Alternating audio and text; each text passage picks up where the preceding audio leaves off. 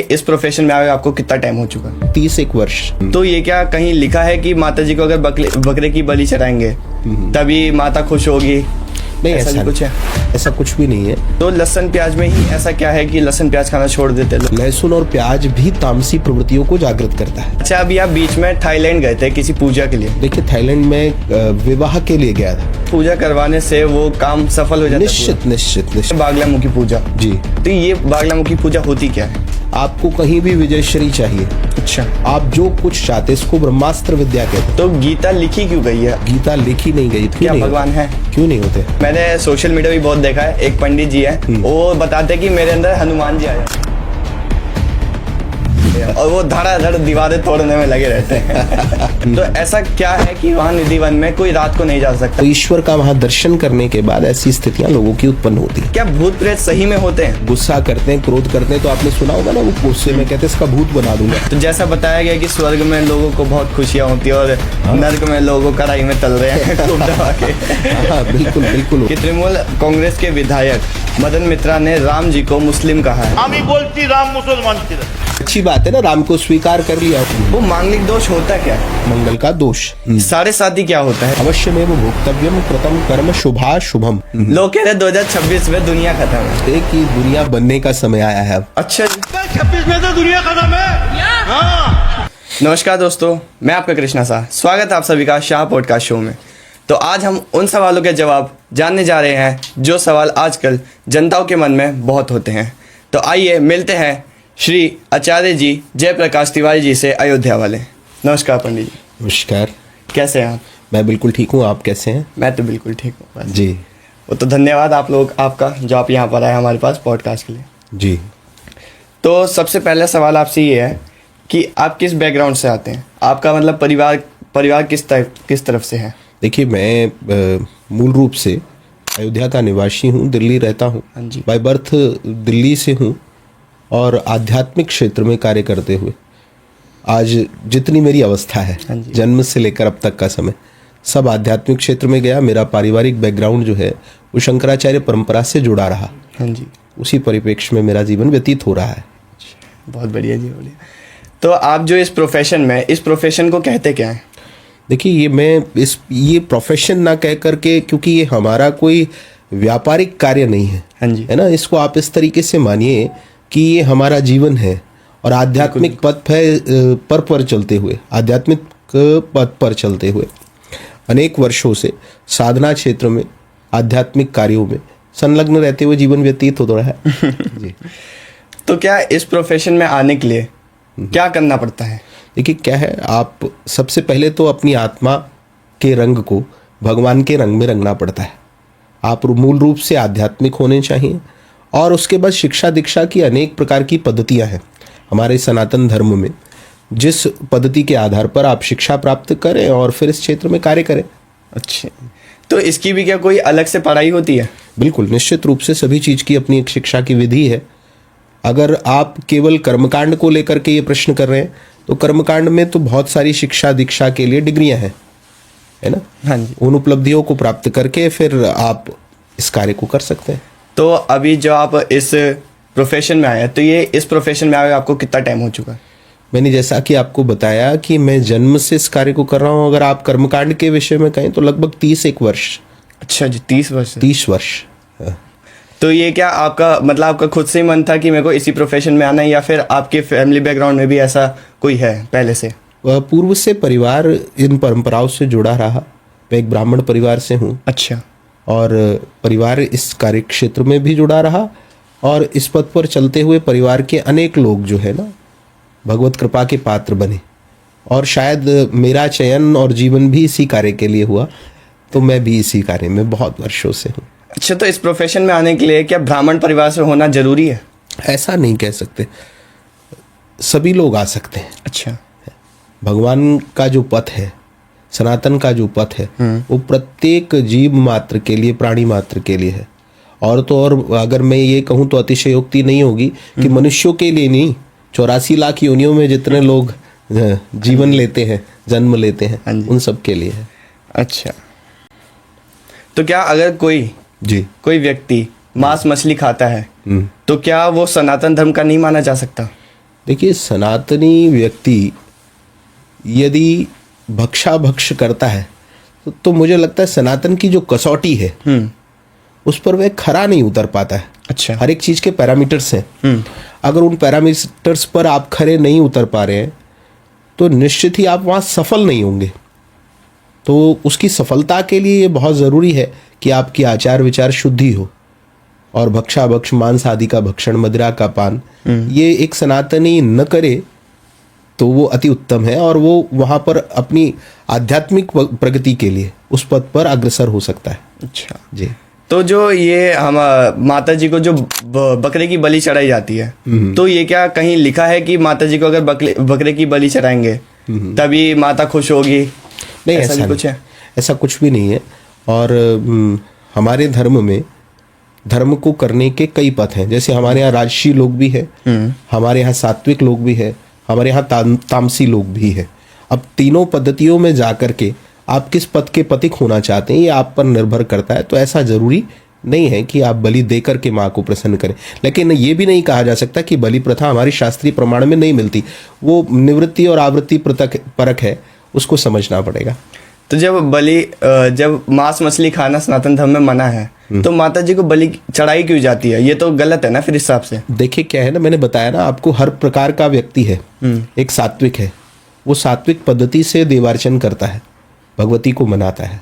एक व्यक्ति है राजसी, राजा का काम करने का तरीका अलग है, राज्य धर्म अलग है ना। सनातनी धर्म में तीनों ही पद्धतियों को मान्यता दी जाती है। तो तामसी जो लोग हैं उन्होंने ईश्वर को मनाने का जो पथ चुना उसके आधार पर कहीं कहीं हमारे शास्त्र धर्म में जिन कार्यों को बताया गया तो वो निवृत्ति परक है।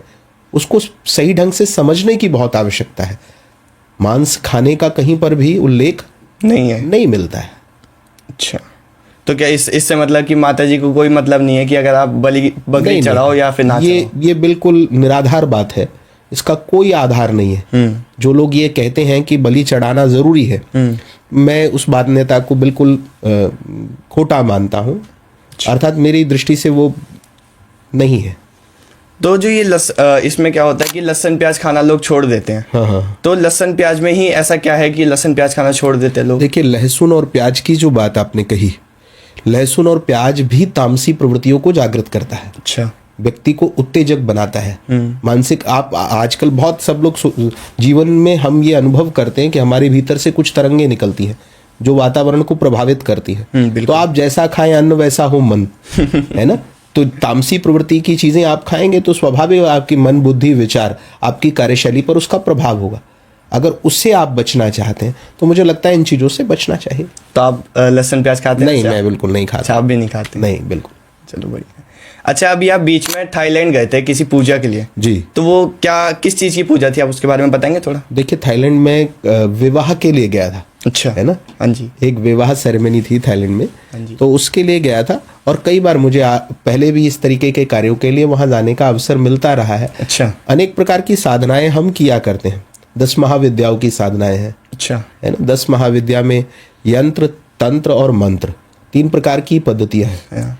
भगवती को यंत्र के द्वारा, अर्थात किसी आर्टिकल के द्वारा, यंत्र के द्वारा, मंत्र चैंटिंग के द्वारा बातों से व्यक्ति प्रभावित होता है, आवाज से, साउंड से व्यक्ति प्रभावित होता है और वातावरण भी बनता है। आप किसी को अब्यूज करेंगे तो स्वाभाविक उसमें उत्तेजना आ जाएगी। सही बात है ना। हाँ जी। और अगर किसी को आप अच्छे वचन कहेंगे तो स्वाभाविक उसमें कोमलता, निर्मलता आ जाएगी, उसका भाव परिवर्तन हो जाएगा। जिन शब्दों से सामने वाले को आप बुलाएंगे वो उसके विचारों पर प्रभाव डालता है।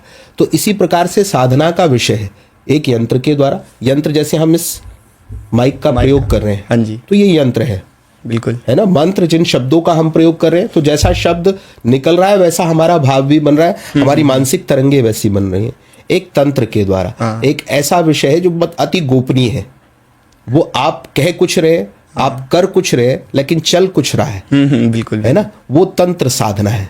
तो ये बहुत बृहद विषय हैं, बड़े गूढ़ रहस्य के विषय हैं। इन पर बहुत समय तक साधना के बाद व्यक्ति को उसका ज्ञान हो पाता है। तो आप किस चीज की पूजा करते हैं? कैसी पूजाएं होती हैं? देखिए, हम हर प्रकार की पूजा किया करते हैं, देश में, विदेश में और संपूर्ण विश्व में। अनेक प्रकार की कथाएं, भगवान की कथा और पूजा के माध्यम से सनातन धर्म जागृति के लिए सनातन मंच पर आध्यात्मिक पथ पर चलते हुए जीवन को अर्पित समर्पित किया है। और सब प्रकार की पूजाएं, चाहे वो किसी भी प्रकार से जुड़ी, किसी की मान्यता में कोई व्यक्ति कुछ भी चाहता है तो मुझे लगता है वो पूजा की पद्धति से उसको प्राप्त कर सकता है। तो लोग कैसी कैसी पूजाएं करवाते हैं, किस किस लेवल तक पूजा करवाते हैं? देखिए, हर एक व्यक्ति की अपनी एक इच्छा है, आकांक्षा है, उसकी पूर्ति के लिए। अब किसी को धन चाहिए तो वो धन के लिए पूजा का सहारा लेता है, भगवान के प्रति समर्पित होता है, ईश्वर उसको धन प्रदान करता है। किसी को मान सम्मान चाहिए, प्रतिष्ठा चाहिए, बड़ा पद चाहिए, गौरव चाहिए, उसके लिए भी भगवान की शरण में व्यक्ति आता है। किसी को आत्मीय संतुष्टि तुष्टि चाहिए तो उसके लिए भी भगवान के पास आता है। तो क्या पूजा करवाने से वो काम सफल हो जाता है? निश्चित निश्चित निश्चित निश्चित हो ही जाता इसमें है। किसी प्रकार का इफ एंड बट नहीं है। अच्छा। कोई संशय नहीं है। आपकी साधना के पथ पर आप कितने खुद खड़े हैं, आप कितने समर्पित हैं, तो निश्चित आपको वो प्राप्त होगा। अच्छा, तो इसमें एक पूजा आती है बागलामुखी पूजा। जी, तो ये बागलामुखी पूजा होती क्या है? देखिए, बगलामुखी पूजा जिसके विषय में आप जानना चाहते हैं उसको पीताम्बरा भगवती कहते हैं। 10 महाविद्या में तंत्र की महाविद्या है, रहस्यात्मक गोपनीय तत्व है। आपको कहीं भी विजयश्री चाहिए, अच्छा, आप जो कुछ चाहते हैं, इसको ब्रह्मास्त्र विद्या कहते हैं। अच्छा जी। आपने सुना होगा कि पुरातन काल में है ना, ब्रह्मास्त्र संधान किया किसी ने और छोड़ दिया, तो वो कोई वाण चलाने का नाम ब्रह्मास्त्र अनुसंधान नहीं है। इन विद्याओं के द्वारा, इनको सिद्ध करने के द्वारा, इन मंत्रों को परिपुष्टित कर सिद्ध करने के द्वारा व्यक्ति अपनी आकांक्षाओं की पूर्ति करता था, अपने कार्यों की पूर्ति करता था। इनका कोई तोड़ नहीं है, इनकी कोई काट नहीं है। तो भगवती का अद्भुत प्रयोग बगलामुखी है। दतिया में, एमपी में एक बहुत बड़ा सिद्धपीठ है माँ बगला का, हिमाचल में भी है, अन्य कई स्थानों पर है, और उसकी साधना की जाती है, उस मंत्र की साधना की जाती है। तो जो एक होता है संत महात्मा पंडित आचार्य जी, ये सब क्या अलग अलग ही होते हैं? देखिए, सब अलग अलग कैटेगरीज में, अच्छा। उनको कैटेगरीज कहेंगे, है ना, अलग अलग कैटेगरीज में अपना अनुदान दे रहे हैं। सब सनातन के मार्ग है। और पंडित जी हुए, आचार्य हुए, या कोई महापुरुष जिस भी रूप से अपने आप को प्रतिष्ठित कर पाते हैं या करते हैं, या जिनका उनको संबोधन दिया जाता है, तो वो सब है, तो सब आध्यात्मिक पथ के पति के भगवान की प्राप्ति के लिए साधन कर रहे हैं।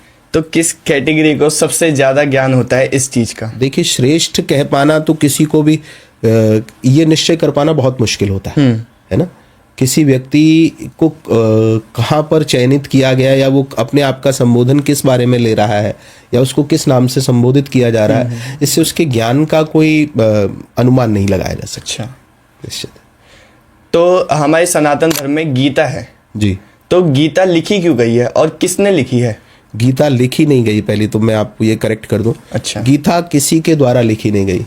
अच्छा। गीता भगवान कृष्ण ने अर्जुन को उपदेश किया, जिस प्रकार से अभी इस समय मैं और आप बात कर रहे हैं। बिल्कुल। और कुरुक्षेत्र की रणभूमि में, महाभारत काल में, हाँ, भगवान ने स्वयं अपने मुख से गीता का उपदेश अर्जुन को किया, और अर्जुन को बताया, अपना विराट स्वरूप दर्शन कराते हुए, कि संसार में जो कुछ भी था, जो कुछ भी है, और जो कुछ भी होगा, वो मुझसे अन्यतर अतर कुछ भी नहीं है, मुझसे पृथक कुछ भी नहीं है। तो सब कुछ भगवान के भीतर ही चल रहा देख करके अर्जुन को बोध हुआ कि मेरा कर्तव्य क्या है ना। कर्मण्यवाधिकारस्ते मा फलेषु कदाचन। भगवान ने ये उपदेश किया अर्जुन को कि आप कर्म करें और निश्चित ही उसका फल आपको प्राप्त होगा, और फल देने वाला भी परमात्मा है। तो मैंने सुना है कि जब जो कोई भी गीता पढ़ लेता है उसकी लाइफ एकदम चेंज हो जाती है, क्योंकि ज्ञान हो जाता है। अच्छा। गीता पढ़ने के बाद व्यक्ति को ज्ञान होता है। अच्छा। और ज्ञान होकर के उसको क्या करना चाहिए, हाँ। और क्या किस चीज से बचना चाहिए, ये दोनों बात पता ये सब गीता में लिखा है? बिल्कुल निश्चित लिखा है। अच्छा। तो आजकल जनताओं के मन में बहुत ज्यादा सवाल है कि सही में क्या भगवान होते हैं? तो क्या भगवान है? क्यों नहीं होते? आपके और मेरे भीतर जो बोल रहा तत्व है, क्या वो भगवान नहीं है? नहीं, लोग तो ऐसे भगवान को डिस्क्राइब करते हैं कि हाँ कृष्ण जी है ब्लू कलर के। देखिए, वो अपनी अपनी मान्यता है, उसमें भी है भगवान। अच्छा। हम उसको भी झुटला तो नहीं सकते। संसार के प्रत्येक कण में भगवान विद्यमान है, और जो चीज हमको कहीं भी किसी भी रूप में मिल रही है, या मिलेगी, या है, जिसको हम अलाइव मानते हैं, वो भगवान ही है। भगवान से पृथक कुछ नहीं है। आपके मेरे शरीर के जिस अंग में भगवान निकल जाए, हमारे उस अंग की कोई पहचान नहीं है। नहीं है। तो जैसा लोग डिस्क्राइब करते हैं भगवान को, जी। क्या आपने कभी सही में भगवान जी को बिल्कुल बिल्कुल, मैं नित्य भगवान का साक्षात्कार करता हूँ। अच्छा जी। हाँ बिल्कुल, नित्य साक्षात्कार करता हूँ, और आपके भीतर भी बैठा भगवान मुझको दिखाई दे रहा है। तो क्या भगवान को देखने के लिए क्या करना पड़ता है ऐसा? देखिए, आपको पहले तो आपने अपने मन की दृष्टि को जागृत करना पड़ेगा। आत्मीय दृष्टि से जब आप संसार के प्रत्येक प्राणी को देखेंगे, प्रत्येक जीव को देखेंगे, तो आपको सब में भगवान का दर्शन होगा। तो इस जो ये सृष्टि है, पूरी सृष्टि, तो इसको बनाने वाला दाता कौन है? वो परमात्मा ही इसको बनाने वाला दाता है, जो विराट स्वरूप अर्जुन को दर्शन कराने वाला था, जिसने दिखाया है ना, जिसके होने से अब कोई चीज है, एक समय के बाद वो समाप्त हो जाती है। तो क्यों तो वो है और क्यों समाप्त हो जाती है, इसका निष्कर्ष परमात्मा है। अर्थात उसकी जब तक इच्छा रहती है तब तक वह चीज रहती है। हमसे पूर्व भी ये संसार चल रहा था, हमारे बाद भी ये संसार चलेगा। बिल्कुल बिल्कुल। और जो हमसे पूर्व थे आज हमारे साथ नहीं है, तो ये हम ये तो नहीं मानेंगे कि वो नहीं थे। बिल्कुल बिल्कुल। तो इसी तरह परमात्मा सनातन सत्ता है, जो नूतन है न पुरातन है, वह सनातन रूपी परमात्मा सत्य है। तो परमात्मा क्या दिखते हैं, कैसा कोई डिस्क्राइब है उनका? देखिए, वो मैंने बताया ना, आप अगर इस माइक के भीतर देखना चाहेंगे तो परमात्मा ऐसा है। अच्छा। मेरे भीतर देखना चाहेंगे तो मेरे जैसा है। अच्छा। आपके भीतर देखना चाहेंगे तो आपके जैसा है। वो जिस शेप में आप उसको देखना चाहेंगे, जिस रूप में आप उसको देखना चाहेंगे, उसमें आपको परमात्मा दिखाई देगा। क्योंकि किसी भी चीज की उपयोगिता वह परमात्मा है, किसी भी चीज की उपादेयता वह परमात्मा है, किसी भी चीज का यूजफुल होना वह परमात्मा है। अच्छा। तो क्या इस समय हनुमान जी भी जीवित है? बिल्कुल, अष्ट चिरंजीवियों में हम हनुमान जी को मानते हैं। 8 चिरंजीवी जो है, परमात्मा जब प्रलय रूप भी धारण कर लेते हैं तब भी इस पृथ्वी पर रहते हैं। अच्छा। अश्वत्थामा बलिर्व्यासो हनुमांश्च विभीषणा कृपा परशुरामश्च सप्तैते चिरजीविनः सप्तैतान संस्मरेत नित्यम मार्कंडेय मथाष्टमम जीवेद वर्षतम शाग्र अपमृत्यु विवर्जिता। ये 8 चिरंजीवी, इनका ध्यान करने से व्यक्ति की अपमृत्यु समाप्त हो जाती है। हनुमान जी सदैव यहाँ विराजमान रहते हैं। भगवान की चर्चा, कथा, वार्ता जहाँ भी होती है, अभी भी यहाँ पर हमारे आसपास कई हनुमान जी बैठ करके हमारी आपकी बातें सुन रहे हैं, है ना। आध्यात्मिक चर्चा जब भी चलती है तो हनुमान जी होते हैं। हो सकता है आपके या मेरे कंधे पर भी बैठे हों, या फिर हम स्वयं जिन भी साधनों को प्रयोग कर रहे हैं वो सोफे के रूप में बैठे हैं, या हम सोफे पर बैठे हनुमान जी के रूप में। अरे तो लोग, जैसे लोगों के अंदर माताएं आ जाती हैं, भगवान आ जाती है। मैंने सोशल मीडिया भी बहुत देखा है, एक पंडित जी है, वो बताते हैं कि मेरे अंदर हनुमान जी आ जाते हैं, और वो धड़ाधड़ दीवारें तोड़ने में लगे रहते हैं।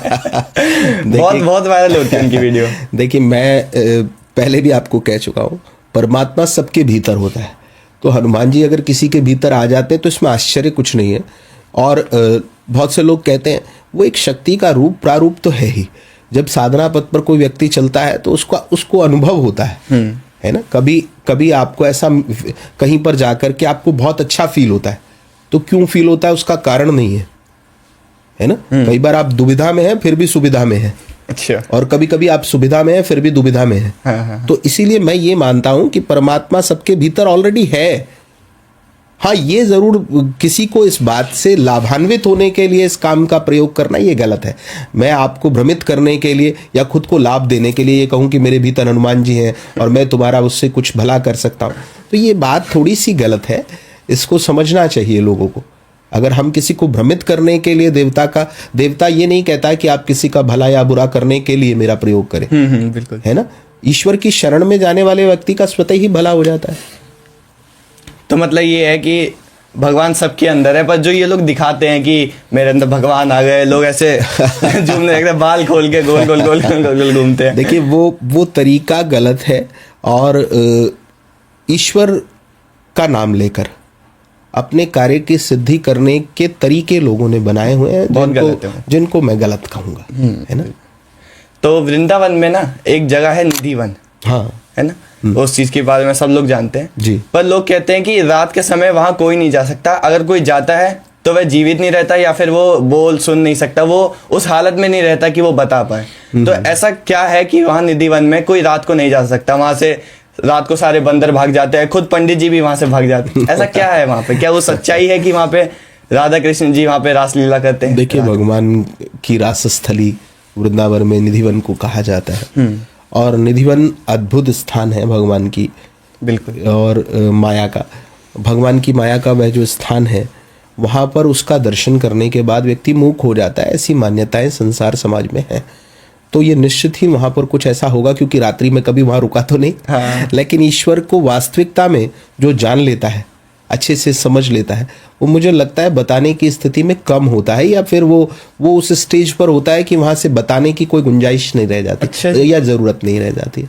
तो ईश्वर का वहाँ दर्शन करने के बाद ऐसी स्थितियाँ लोगों की उत्पन्न होती है। तो मतलब ये सच है कि वहां पे? बिल्कुल सत्य है, बिल्कुल सत्य है। अच्छा, ये तो बहुत वो एकदम ये है कि अद्भुत बात है, बहुत अद्भुत बात है तो। है ना। तो वहाँ पर अद्भुत बात है, बहुत से लोगों ने इसका अनुभव किया है। चलो, ये तो बात हो गई। अब बात करते हैं कि जैसे भूत प्रेत होते हैं, लोगों के मन में होता है बस भूत प्रेत तो ऐसे हैं कि भाई रात में तो लोग बाहर ही नहीं निकलते, तो लोग भूत प्रेत से बहुत डरते हैं। क्या भूत प्रेत सही में होते हैं? भूत भी होते हैं, प्रेत भी होते हैं। अच्छा, दोनों अलग अलग हैं? बिल्कुल, भूत और प्रेत दोनों अलग हैं। अच्छा। और ये दोनों ही होते हैं। परमात्मा की सृष्टि में 84 लाख योनियां हैं, उनमें भूत और प्रेत दोनों विद्यमान है। परंतु आज का व्यक्ति तो स्वयं भूत बना हुआ है ना।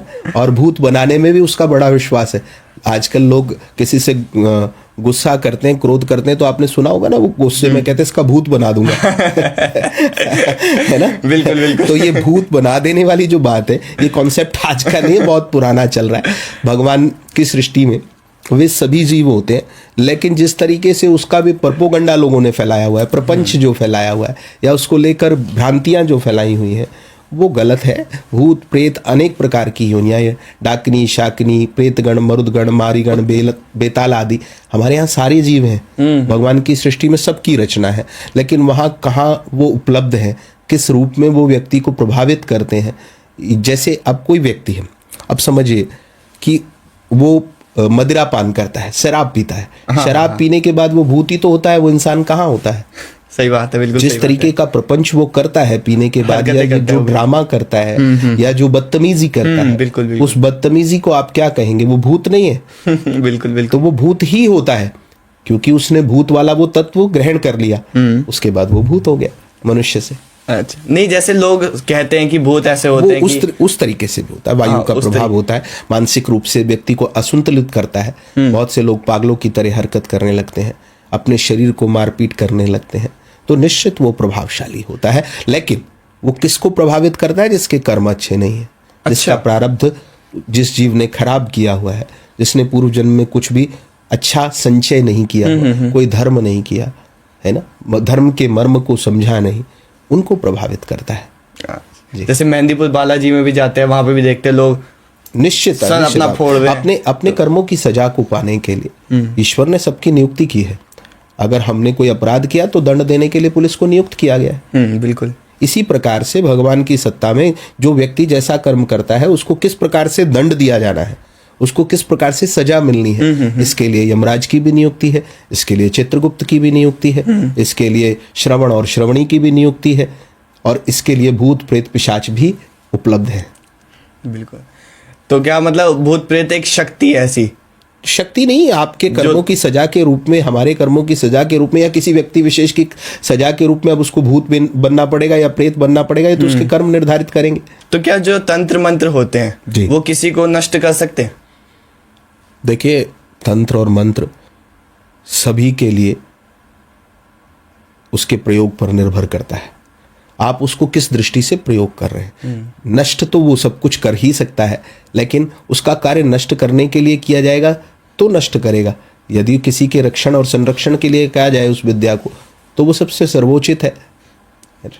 हनुमान चालीसा में जैसे बताया कि भूत पिशाच निकट नहीं आवे, महावीर जब नाम सुना। हाँ। तो उसका मतलब क्या है? तो क्या वो भूत प्रेत को सही में भगा देते हैं? हाँ, हनुमान जी को याद करोगे तो भाग जाएंगे ना भूत प्रेत। अच्छा। हनुमान जी के आगे भूत प्रेत कहाँ टिक पाए, है ना। अष्ट सिद्धि नवनिधि देने वाले हैं हनुमान। हाँ जी, हाँ जी। अतुलित बल धाम है। तो हनुमान जी को याद किया जाएगा तो भूत प्रेत पिशाच की क्या शक्ति है? एक किसी बड़े ताकतवर पहलवान के सामने छोटा सा जो है ना कमजोर सा आदमी आकर लड़ेगा तो वो कहाँ टिकेगा? बिल्कुल नहीं टिक इसी पाएगा। प्रकार से हनुमान जी अतुलित बल धाम है। तो मतलब सबसे शक्तिशाली भगवान हनुमान जी लगते हैं मेरे को, तो पर्वत उठा के चल दिए राम लक्ष्मण जी को बचा। सारे ही भगवान शक्तिशाली है और वो भगवान की शक्ति हम में भी विद्यमान है। उसको ठीक है, हम हनुमान रूप में भगवान का दर्शन करते हैं तो वो अद्भुत है। तो लोग कहते हैं कि जैसे रात को परफ्यूम बाल खुले करके नहीं जाना चाहिए तो जिन पकड़ ले, तो ये जिन क्या है? ये जिन क्या आत्मा है कोई, क्या भूत प्रेत है ये भी? देखिए क्या है, जिंद हुआ, भूत हुआ, प्रेत हुआ, मैंने बताया ना, ये व्यक्ति अपने कर्मों के आधार पर जब गलत कर्म करता है तो उस योनि में प्रवृत्त हो जाता है और फिर वो किसी गलत आदमी को ही प्रभावित करता है। तो एक प्रकार की शक्ति है वो भी। तो परफ्यूम लगाना, बाल खुले रखना कोई गलत थोड़ी? ऐसा नहीं, परफ्यूम या बाल खुले करने से ही वो पकड़ेगा, कहते हैं। ये भी मिथ है। ऐसा कुछ नहीं है। कोई अपवित्र व्यक्ति है ना, अपवित्र व्यक्ति जब उसके संपर्क में आएगा तो वो उस आत्मा से कह लीजिए, उस वायु से कह लीजिए या उस जिंद से कह लीजिए, वो प्रभावित होता है। उसके प्रभाव में आने के बाद उसके किए हुए कर्मों की सजा फिर उसको मिलने लगती है। पर मैंने ये देखा है, जैसे बहुत लोगों के घर में भूत प्रेत का वास होता है, लोग कहते हैं, पर उनके घर में मंदिर भी होता है, भगवान का ही वास है। तो क्या असली में भूत प्रेत होंगे अगर मंदिर है भगवान का? देखिए, अगर भगवान है और भगवान जागृत है ना, आप केवल मूर्ति को भगवान मान लें या बने हुए लकड़ी के खोखे को भगवान का मंदिर मान लें, तो मैं ऐसी मान्यता में विश्वास नहीं करता हूँ। अच्छा। भगवान हमारे आपके भीतर सजग हो, भगवान रूपी तत्व को हमने जागृत किया हो, अपनी आत्मा को मरने न दिया हो, तो वहाँ पर फिर भूत और प्रेत पिशाच ये कुछ काम नहीं करते। अच्छा। तो क्या जो लोग मर जाते हैं, इस संसार को छोड़ देते हैं, तो क्या स्वर्ग और नर्क जैसी कोई असली चीज है? बिल्कुल है। अच्छा, बिल्कुल है। तो जैसा बताया गया कि स्वर्ग में लोगों को बहुत खुशियां होती है और नर्क में लोगों को कढ़ाई में तल रहे हैं खूब दबा के। हाँ, बिल्कुल होती है। ऐसा होता है? बिल्कुल होती है। हमारे पुराणों में उनकी व्याख्या की गई, हमारे वेदों में उनकी व्याख्या की गई, वो निश्चित है। इहलोक और परलोक में हमारी मान्यता है।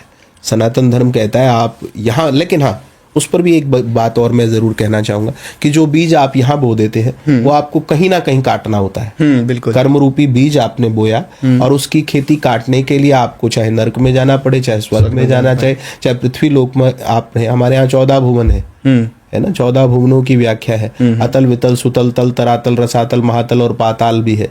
भूर्भुवस्वः महाजना तपा और सत्यलोक भी है। तो हमारे यहाँ 14 भुवनों में भगवान की सृष्टि है और उस सृष्टि को रखने के लिए भगवान 14 जगहों पर जीव को भेजते हैं, है ना। तो इसलिए स्वर्ग नर्क सब कुछ है। तो क्या ऐसा होता है कि जब लोग मरे आते हैं तो यमराज आते हैं उनको लेने? बिल्कुल, यम के दूत भगवान के पार्षद दोनों ही आते हैं। अब यम के दूत उस व्यक्ति को लेने के लिए आते हैं जिसने जीवन में लोगों के साथ कुछ बुरा किया है, और भगवान के पार्षद भी लेने के लिए आते हैं जिसने कुछ अच्छा किया है, किसी ने परोपकार किया है, किसी के लिए कुछ अच्छा सोचा है, किसी के लिए अच्छा कुछ किया है, तो निश्चित उसको भगवान के पार्षद लेने आते हैं। और यदि जिसने सबको धोखा दिया है, सबके साथ ठगी की है, सबको परेशान किया है, तो यम के दूत भी उसको लेने के लिए आते हैं। तो क्या कभी कोई मिस्टेक हो जाती है कि किसी और को मारना हो, कोई और मर जाए, फिर वो जैसे यमराज आते हैं फिर उनको दोबारा जीवित कर दिया जाता है, तो ऐसा भी कुछ होता है? देखिए ये सब मान्यताएं भगवान के क्रियाकलाप को समझाने के लिए, अच्छा, है ना। भगवान किस तरीके से व्यवस्था को चलाते हैं, तो उसको समझाने की दृष्टि से ऐसे कथानक भी सुनने को मिलते हैं। और निश्चित ऐसा भी कभी शायद घटित हो जाता। नहीं, लोग कहते हैं कि भाई हम मर गए थे, हमें यमराज आए थे, यमराज वापसी दे गए। उनको रियलाइज हुआ। अच्छा। उसके बावजूद उनसे ये पूछना जरूर कि चलो यमराज का दर्शन या उनके पार्षदों का दर्शन किया, उसके बाद कुछ अच्छा भी किया कि नहीं किया कि दोबारा आपको यमराज का दर्शन नहीं हो। चलो, तो बढ़िया। ऐसा मतलब होता है, ये सब रियल है। ये सारी बातें होती हैं। जो लोग कहते हैं कि ये सब रियल नहीं है, वो हमारे धर्मशास्त्र में कहीं हर बात सत्य है, उसमें तिल बराबर भी झूठ नहीं। पहले तो हमको ये मानना ही पड़ेगा, और मुझको या आपको नहीं, ये संपूर्ण विश्व के जितने भी प्राणी हैं उन सबको मानना पड़ेगा। सनातन धर्म में कहीं कोई बात झूठ नहीं है। हमारे महापुरुष जितनी बातें कहते हैं वो सब की सब सत्य हैं, और उनमें तिल बराबर भी, बाल बराबर भी झूठ नहीं है। अच्छा, बिल्कुल अक्षरशः सत्य है। लेकिन कब किसको क्या अनुभव रहा, वो अपने अनुभव के आधार पर उन बातों को कह देता है।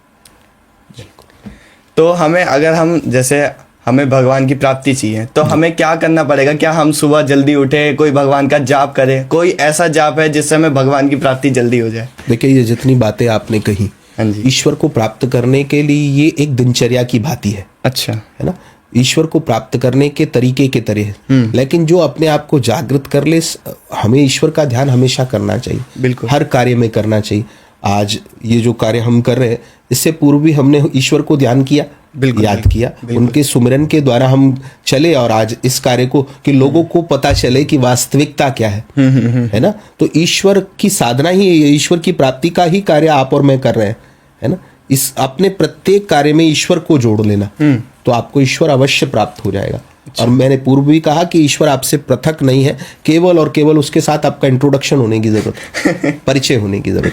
नहीं, लोग कहते हैं कि हम लोग सुबह डेली उठ के नहा धो के अच्छा है, जाप करते हैं, वो तो सब बातें हमारे धर्मशास्त्रों में कही गई है, उनको करना चाहिए, उसी तरीके से करना चाहिए, तो आपको रास्ता मिल जाएगा। अच्छा। पर लोग कहते हैं कि हमें, फिर भी हम लोग इतना करते हैं, हमें भगवान की प्राप्ति नहीं होती, तो क्या कहोगे आप उनको? मुझे लगता है फिर उन्होंने अभी कोशिश की नहीं है ढंग से। अच्छा। बिल्कुल, ढंग से कोशिश करेंगे तो ईश्वर हमेशा आपके साथ है, आपके पास है, आपके भीतर है। आप केवल और केवल सही तरीके से उसको मिलने की कोशिश करें, है ना। जिस व्यक्ति से आप मिलना, वो आपसे मिलना तब चाहेगा जब आप उस कसौटी पर खरे होंगे। अच्छा। आप उस लायक होंगे तब वो आपसे मिलेगा, अन्यथा नहीं मिलेगा।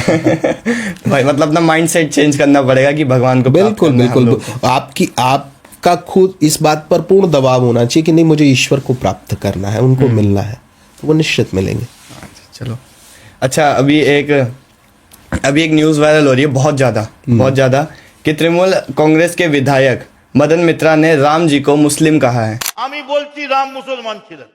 तो क्या राम जी सही में मुस्लिम है या फिर वो क्या है, कौन है वो?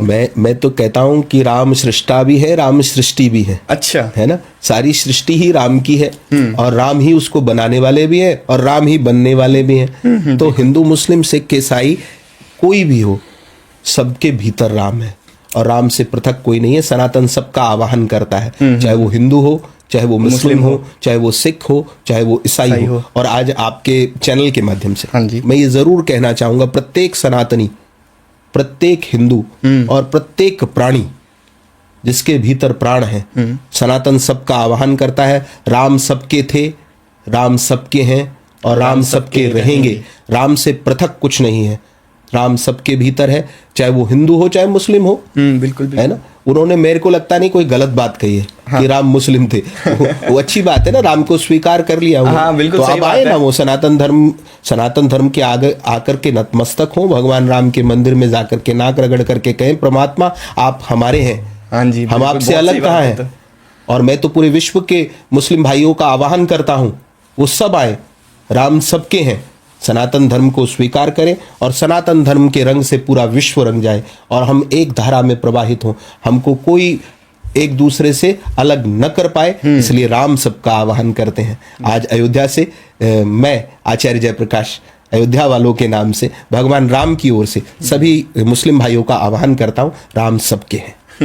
तो इस चैनल के माध्यम से भाई सबको पता चल गया है कि उस न्यूज़ का सही आंसर क्या था, तो आज हमारे आचार्य जी ने बता दिया। तो आचार्य जी, हम आते हैं अपने आखिरी प्रश्नों पे, जिसका लोगों को बहुत बेसब्री से इंतजार था कि ये लोगों को जानना होता है कि वह कोई आचार्य जी मिल जाए और हमें इन सभी सवालों के जवाब दे दे। तो सबसे पहले तो एक बहुत मेन होता है कि मांगलिक दोष। वो मांगलिक दोष होता क्या है, उससे हटा कैसे जा सकता है, क्या चीज है वो? देखिए, मांगलिक दोष है जब हम एस्ट्रोलॉजी के माध्यम से लग्न चार्ट बनाते हैं, बिल्कुल, तो उसमें मंगल की गणना करते हैं। मंगल किस स्थिति में बैठा हुआ, मंगल ग्रह के विषय में। तो 1, 4, 7, 8, 12 यदि लग्न चार्ट के इन घरों में हमारा मंगल बैठा है तो व्यक्ति को मांगलिक कहा जाता है मुख्य रूप से। और भी बहुत सारी चीजें हैं जिसके कारण बनते हैं मंगल का दोष, और उन सब दोषों की निवृत्ति के लिए, क्योंकि जब तक जीवन में मंगल नहीं होगा तो दोष कहाँ समाप्त होगा, है ना। हाँ, बिना मंगल के दोष थोड़ी समाप्त होगा।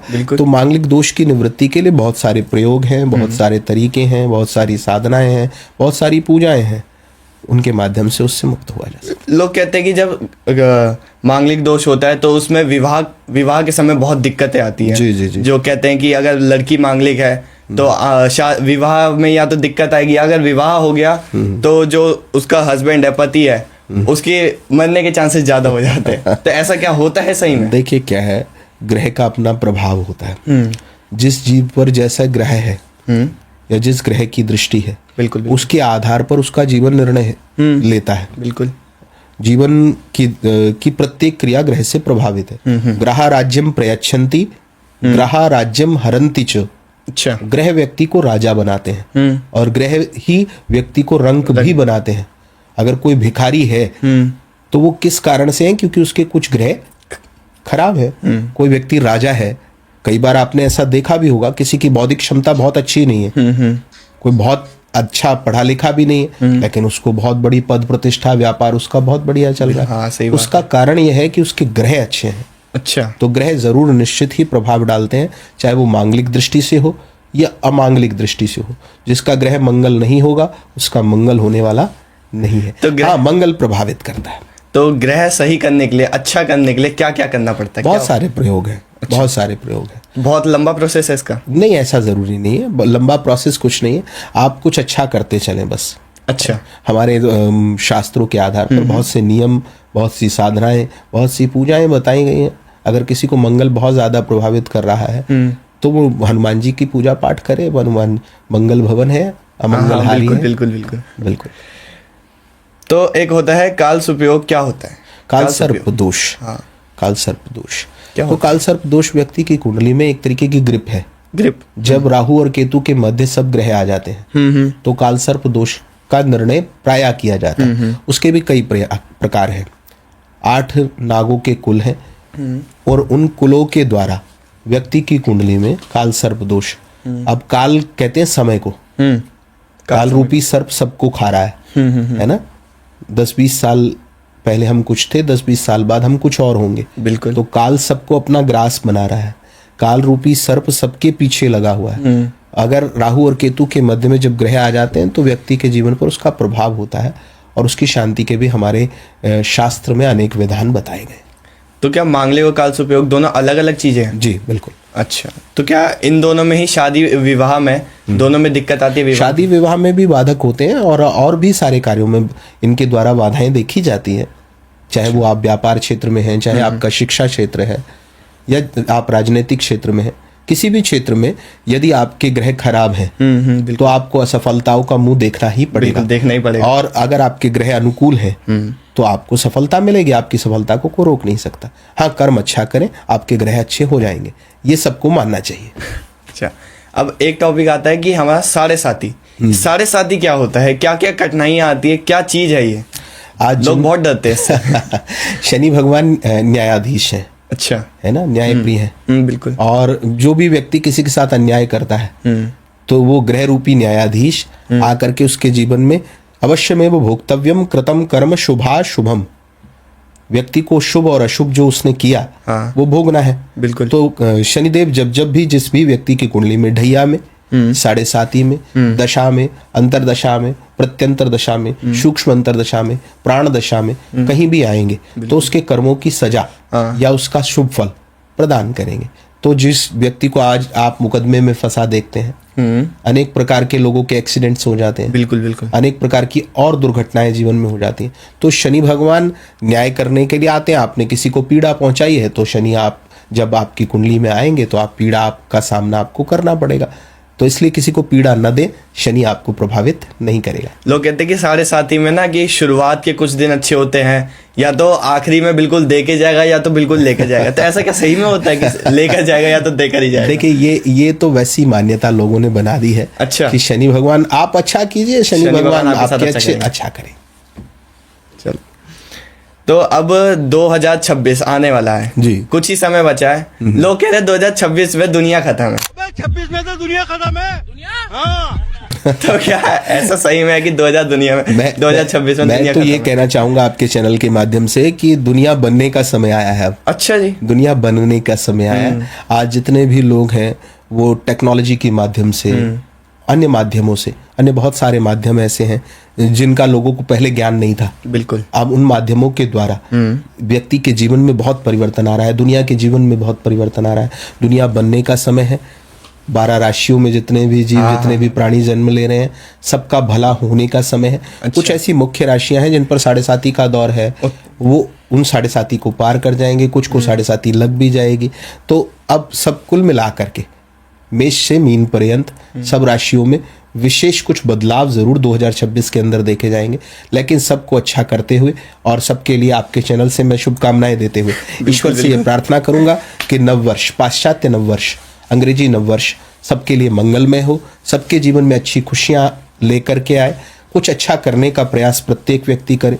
हर वर्ष बहुत से लोग बहुत सारा रेजोल्यूशन लेते हैं कि इस वर्ष हम ऐसा कुछ करेंगे। तो मैं सभी राशियों के लोगों के लिए आगे कभी आपके चैनल पर बैठ करके राशियों के विषय में और भी जानकारी लोगों को जरूर देंगे कि वो क्या कर सकते हैं। लेकिन आज आपके चैनल के माध्यम से पाश्चात्य नववर्ष, अंग्रेजी नववर्ष के लिए सबको शुभकामनाएं देना चाहूँगा। सबके जीवन में अच्छा परिवर्तन हो, विश्व के लिए शांति का संदेश जाए, विश्व के सभी प्राणी एकजुट होकर के सनातन धर्म में समग्र रूप से सम्मिलित होकर के भगवान की कृपा के पात्र बने और हमारा ये पूरा विश्व परिवार, क्योंकि हम वसुधैव कुटुंबकम, हम सारे विश्व को अपना परिवार मानते हैं, तो ईश्वर से ये प्रार्थना करते सबका मंगल। चलो, तो अभी मतलब जो 2026 आने वाला है उसमें सभी राशियां खुशी मंगल है एकदम। बिल्कुल बिल्कुल, सबके लिए बहुत अच्छा है। और कुछ राशियों को प्रभाव, जैसे कर्क राशि है, अच्छा, हाँ, मिथुन राशि है और मीन राशि है, इनको कुछ ग्रह प्रभावित करेंगे, है ना। मकर राशि की 7.5 समाप्त होगी। अच्छा। तो और बहुत सारी राशियों के लिए थोड़े थोड़े से ग्रहों का प्रभाव है, लेकिन ओवरऑल मैं ये कहना चाहूँगा कि 2026 विश्व के लिए एक अनोखा वर्ष होगा और 2026 में अच्छे अच्छे परिवर्तन भी देखने को मिलेंगे। बहुत सारी भविष्यवाणियाँ लोग कर रहे हैं, लेकिन मैं सबके लिए ये कहूँगा कि मंगल का समय आया है और विश्व के बनने का समय आया है, सब अच्छा होगा। चलिए, इस टॉपिक पे तो हम आपसे फिर से दोबारा बात करेंगे कि एक राशि का हम लोग एक सेपरेट वीडियो बनाएंगे, उसमें हम आपको बिल्कुल बुलाएंगे। जी जी। तो एक आखिरी सवाल पूछना चाहता हूं मैं आपसे जी, कि राशि कैसे बताई जाती है, किसी की मतलब किसी की राशि बताई जाती है जी, तो वो क्या देख के बताई जाती है राशि? देखिए, जन्माक्षर निकाला जाता है नक्षत्र के आधार पर। ये जन्माक्षर क्या होता है?